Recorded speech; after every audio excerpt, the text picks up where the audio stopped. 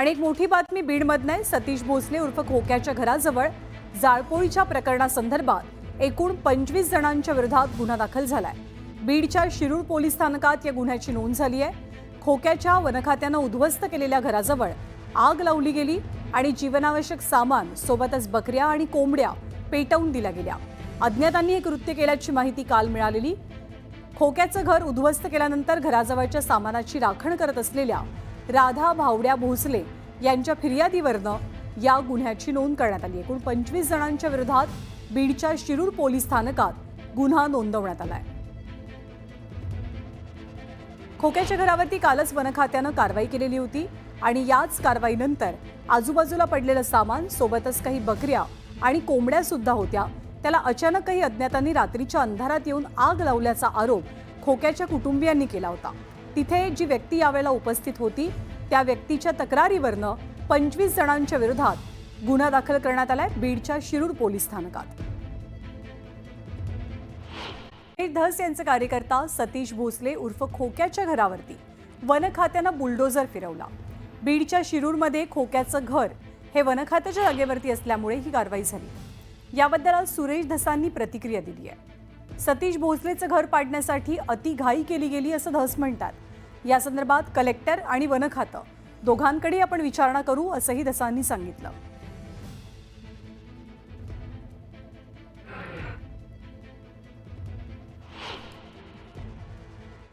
प्रवाह सांगतायत आमच्या विभागाचे लोक म्हणतायत की ती जमीन वन विभागाची होती आणि काही जण म्हणतायत की ती जमीन वाटप केली गेली होती। तर हा उद्याच्याला मी आमसभेला तिथं जाणार आहे, त्यावेळेस तिथं प्रश्न घर पाडण्याचा निर्णय लवकरच नाही घेतला का शासनाने? जरा अति जास्त घाई केली असत नाही, शासनानं नाही, तिथल्या काही मी उद्या विचारणार आहे कलेक्टर आणि वन विभागाला। आणि रत्नागिरी जिल्ह्याच्या खेडमधील लोटे गावातील गोशाळेतील हजारो गायींवर उपासमारीची वेळ आली। एक दिवस पुरेल एवढाच चारा या गोशाळेत शिल्लक आहे। शासनानं अनेक वर्षांपासून निधी दिला नसल्याचं गोशाळा संचालक भगवान कोकरे महाराज यांनी सांगितलं। तर गायींना चारा मिळत नसल्यानं उपोषण करणार असल्याचा इशाराही त्यांनी दिला।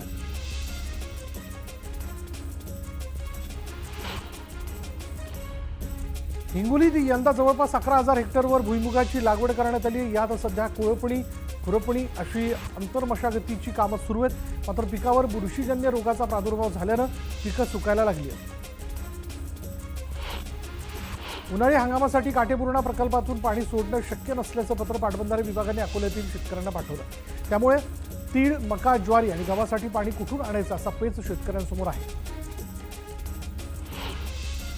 नांदेडमधील बेघर आणि प्रवाशांसाठी सुरू करण्यात आलेलं निवारागृह बंद पडलेलं होतं, ते आता पालिकेनं पुन्हा सुरू केलंय।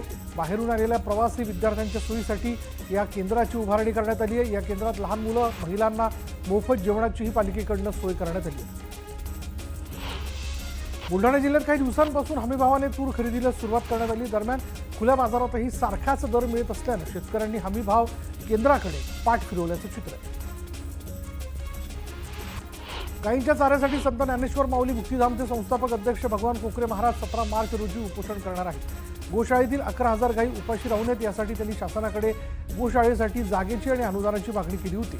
मात्र मागणी मान्य न झाल्यानं त्यांनी उपोषणाचा निर्णय घेतला।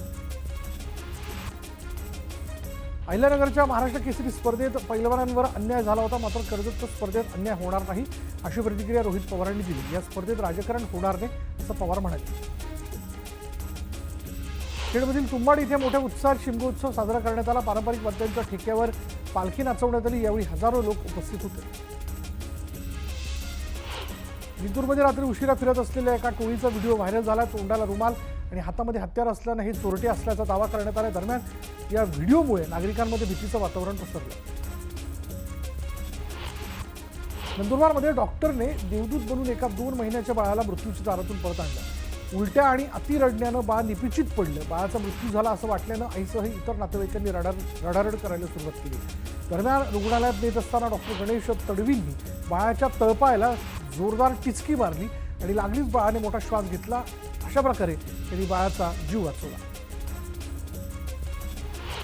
धाराशिवचे जिल्हाधिकारी कीर्तिकुमार पुजार यांनी या तुळजाभवानी मंदिर परिसराची कामाची पाहणी केली। घाटशीळ परिसर रामदरा भक्त निवास इत्यादी ठिकाणांची त्यांनी पाहणी करत जिल्हाधिकाऱ्यांनी माहिती जाणून घेतली.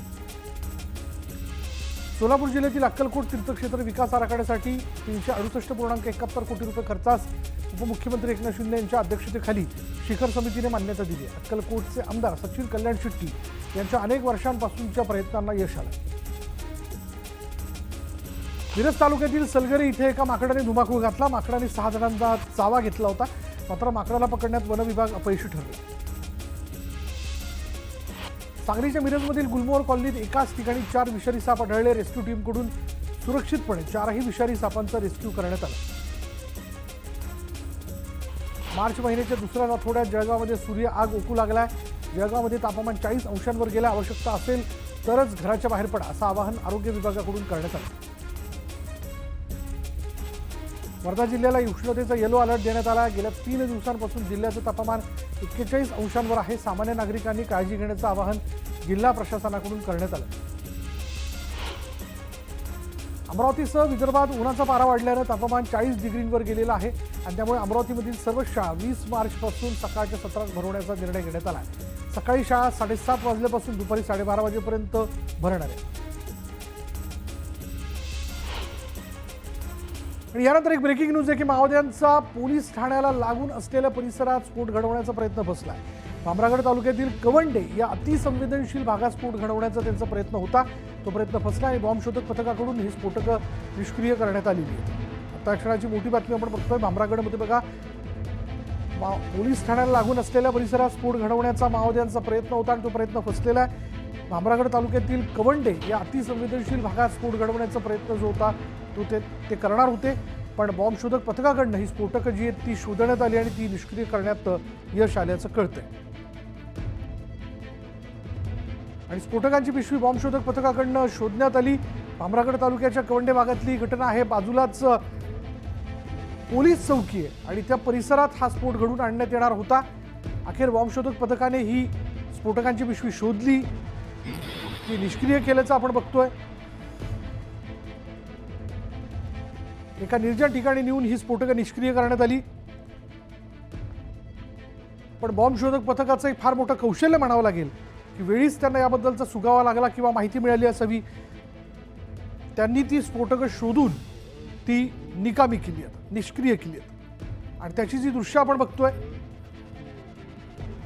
पोलीस स्टेशनच्या बाजूलाच हा परिसर होता ज्या परिसरात ती स्फोटकं जी होती ती पेरण्यात आलेली होती आणि अखेर ती शोधण्यात आली. आणि मग भामरागड तालुक्यातल्या कवंड्या भागात बॉम्ब शोधक पथकाने ती शोधून एका ठिकाणी नेली आणि ती निष्क्रिय केलेली आहे. आत्ता क्षणाची मोठी बातमी आपण बघतोय. पुढे पाहूयात इतरही घडामोडी. अगदी झटपट सुरुवात करूयात. महत्त्वाची ब्रेकिंग न्यूज आहे. डोंबिवलीतील 65 बेकायदा इमारत प्रकरणामध्ये प्रांत अधिकाऱ्यांची देखील फसवणूक झाल्याची धक्कादायक माहिती उघड झाली आहे. या प्रकरणी सखोल चौकशीनंतर इमारतीसाठी लागणारा सातबारा आणि नकाशे खोटे तयार करण्यात आलेले होते. ही बाब समोर येताना दिसते आणि या प्रकरणात कल्याण तहसीलदार सचिन शेजाळ यांनी पोलिसांना गुन्हा दाखल करण्याचे आदेश 4 दिवसांपूर्वी दिले होते. यानंतर आता रामनगर पोलीस ठाण्यात गुन्हा दाखल करण्यात आला असून पुढील तपास जो आहे तो ठाणे EOW करणार आहे. मात्र या गुन्ह्याबाबत पोलिसांनी बोलण्यास नकार दिला. पुन्हा एकदा या बातमीवरती आपण नजर टाकूयात. या बातमीचा न्यूज 18 लोकमत सतत पाठपुरावा करत आहे. डोंबिवलीतील 65 बेकायदा इमारत प्रकरणामध्ये प्रांत अधिकाऱ्यांची देखील फसवणूक झाल्याची धक्कादायक माहिती उघड झाली आहे. या प्रकरणी सखोल चौकशी करण्यात आली. इमारतीसाठी लागणारे 7-12 नकाशे हे खोटे तयार करण्यात आलेले होते. ही बाब समोर आली आहे आणि या प्रकरणात आता कल्याण तहसीलदार सचिन शेजाळ यांनी पोलिसांना गुन्हा दाखल करण्याचे आदेश 4 दिवसांपूर्वीच दिलेले होते. यानंतर आता रामनगर पोलीस ठाण्यामध्ये गुन्हा दाखल करण्यात आला असून याचा पुढचा तपास ठाणे EOW करणार आहे. मात्र या गुन्ह्याबाबत पोलिसांनी बोलण्यास नकार दिला. बघूयात आता या प्रकरणात नेमकं पुढे काय होतंय. पण न्यूज 18 लोकमत या बातमीचा पाठपुरावा करत राहणार आहे. यानंतर आपण जाणून घेणार आहोत गावाकडच्या 50 घडामोडी. अगदी झटपट सुरुवात करूया. चिपळूण शहराचं प्रसिद्ध ग्रामदैवत बहिरीबुवा यांची पालखी भक्तांच्या भेटीसाठी निघाली आणि ही पालखी प्रत्येक भक्तगृहात जाऊन भक्तांना दर्शन देते आणि ही परंपरा शिमग्यानंतर दुसऱ्या दिवशी वर्षानुवर्ष पाळली जाते. बुलढाणा जिल्ह्यातील किनगाव जट्टू इथे वसंतनगर तांड्यात 3 दिवसीय होळी आणि रंगोत्सव साजरा केला जातो. बंजारा समाजाकडून पारंपरिक पद्धतीने ही होळी साजरी केली जाते. संत तुकाराम महाराजांच्या 375व्या वर्षपूर्ती सदेह वैकुंठ गमन सोहळ्याच्या निमित्तानं देहू नगरी सजली. देहूतील मुख्य मंदिरात 6 टन देशी विदेशी अशा आकर्षक फुलांची सजावट करण्यात आली. जगद्गुरू संत तुकाराम महाराजांचा 375वा सदेह वैकुंठ गमन वर्षपूर्ती सोहळा पार पडणार आहे. या सोहळ्यासाठी वारकरी देहूत दाखल झालेत. भक्तांनी मुख्य मंदिरात मोठी गर्दी केली. खेडमधील उधळे गावात चाळकोबा लखमराज खेमराज देवाच्या पालखीने भक्तांच्या घरोघरी जाऊन भेट दिली आणि यावेळी गावदेवीची खणा नारळाने ओटी भरली जाते. यासह गोमूचा नाच आणि भजनाचा कार्यक्रम रंगला. रत्नागिरीच्या मंडणगडमध्ये लाटवण भैरी देवाच्या पारंपरिक शिमगो उत्सवाला सुरुवात झाली. भैरी देवाची पालखी भक्तांच्या भेटीला निघाली आहे आणि या उत्सवामुळे गावात आनंदाचं वातावरण पसरलंय. 66व्या महाराष्ट्र केसरी कुस्ती स्पर्धेच्या मैदानाचं भूमिपूजन रोहित पवारांच्या हस्ते संपन्न झालं. कर्जतमध्ये 26 ते 30 मार्च दरम्यान या स्पर्धेचं आयोजन करण्यात आलं. तिथीनुसार साजरा होणाऱ्या शिवजयंतीच्या पार्श्वभूमीवर सह्याद्री गिरीभ्रमण संस्थेच्या वतीने किल्ले शिवनेरीवर दीपोत्सव साजरा करण्यात आला. शिवरायांच्या आरतीने या दीपोत्सवाची सांगता करण्यात आली. आजपासून देवाच्या पालख्या भक्तांच्या भेटीसाठी जाणार आहेत. कोकणात काठीच्या रूपानं 5 देवांच्या एकत्र भेटीची परंपरा आहे. हिंगोलीच्या सेनगाव तहसील कार्यालयासमोर उभाटाच्या वतीने ढोल बचाव आंदोलन करण्यात आलं. अवैध वाळू उपसा सुरू असल्यानं घरकुल लाभार्थ्यांना वाळू मिळत नाही, त्यामुळे वाळू तस्करांवर कारवाई व्हावी या मागणीकरता हे आंदोलन करण्यात आलं. कराड बस आगाराला नवीन 50 बसेस मिळाव्यात या मागणीकरता अखिल भारतीय मराठा महासंघाच्या वतीने आमरण उपोषण सुरू करण्यात आले. कराड एसटी आगारात हे उपोषण सुरू आहे. खोक्यावर सतीश भोसलेला घेऊन शिरूर पोलीस ठाण्यात पोहोचलेत. ज्या 22 गावात ढाकणे पितापुत्रांना खोक्याने अमानुष मारहाण केली होती त्याच ठिकाणी पोलीस निरीक्षक गणेश धोकरट खोक्याला घेऊन गेले. खोक्याच्या घरावर कारवाई झाल्यानंतर सुरेश धस यांनी प्रतिक्रिया दिली आहे. सतीश भोसले याचं घर पाडण्यासाठी अतिघाई केली असं धस म्हणाले. याबाबत कलेक्टर आणि वन विभागाला विचारणा करणार असल्याचंही धसांनी सांगितलं. सतीश भोसले उर्फ खोक्याच्या घरावरील कारवाईनंतर झापेवाडी शिवारात वन विभागाच्या जमिनीवर हद्द निश्चितीची प्रक्रिया सुरू झाली. वन विभागाकडून जमिनीवर चर खोदण्याचं काम सुरू आहे. बीडच्या आष्टीत भाजप आमदार सुरेश धस यांच्या संकल्पनेतून आमसभेचं आयोजन करण्यात आलं होतं. सरपंच संतोष देशमुख यांच्या मारेकऱ्यांना कठोर शासन व्हावं याबाबतचा ठराव या आमसभेत एकमताने मंजूर करण्यात आला. धनंजय मुंडेंनी गोड बोलून धाक दाखवत फसवणूक करून जमिनीची रजिस्ट्री करून घेतली. तुम्हाला तुमची जागा मिळवून देतो असं आश्वासन देत 22 लाख रुपयांचा व्यवहार पूर्ण केल्याचा आरोप सारंगी महाजन यांनी केला.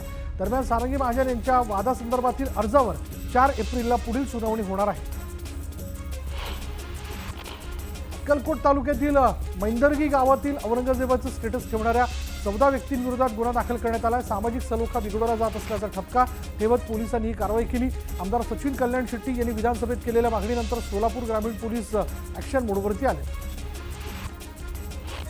प्रशासनाने जनतेच्या भावनांचा आदर केला पाहिजे. चुकीचा इतिहास पुसण्यास काही हरकत नाही अशी प्रतिक्रिया सुजय विखे पाटील यांनी दिली आहे. औरंगजेबाच्या कबरीवरून सुरू असलेल्या वादावर विखेंनी हे विधान केलं.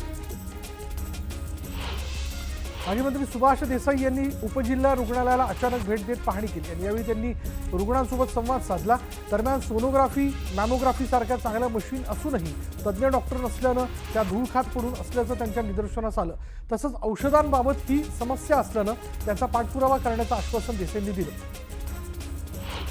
माजी न्यायाधीश सतीश वाणी यांनी न्यायाधीश नितीन जीवनेंवर गंभीर आरोप केले. कोकाटेंबाबतचा निकाल देण्याची घाई का केली, इतरांच्या हरकती का फेटाळल्या असा सवाल उपस्थित करत नितीन जीवनेंनी आधीच निकाल टाईप करून आणल्याचा आरोप सतीश वाणींनी केला. हिंगोलीत मंत्री नितेश राणेंविरोधात मल्हार क्रांती सेना संघटना आक्रमक झाली. मटण विक्रेत्यांना मल्हार सर्टिफिकेट देण्याच्या राणेंच्या वक्तव्याचा निषेध करण्यात आला. तर राणेंनी स्वतः कोकणात मटण चिकनचं दुकानं टाकावं आणि त्यांना 11,111 रुपये बक्षीस देऊ असं आवाहनही या संघटनेनं केलं.